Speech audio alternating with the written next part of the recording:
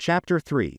The Fall of Man. Genesis chapter 3 recounts the tragic event known as the fall of man, where Adam and Eve succumb to temptation and disobey God's command. This chapter introduces the concept of sin and its consequences, shaping the course of human history. The story begins with the introduction of the cunning serpent, who deceives Eve by questioning God's command not to eat from the tree of the knowledge of good and evil.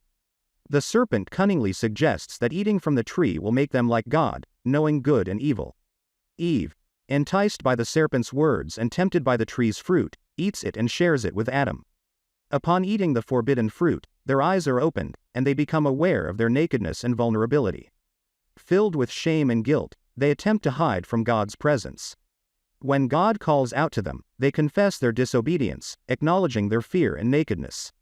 As a consequence of their actions, God pronounces curses upon the serpent, the woman, and the man. The serpent is cursed to crawl on its belly, and there will be enmity between its offspring and the offspring of the woman. The woman will experience pain in childbirth, and her desire will be for her husband, who will rule over her.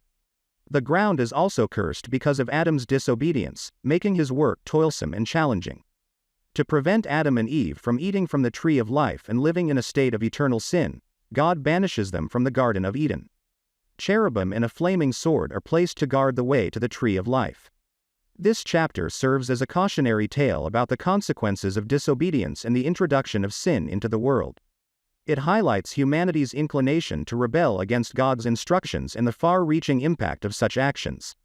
The fall of man lays the groundwork for the need for redemption and sets the stage for the unfolding narrative of God's plan of salvation throughout the Bible.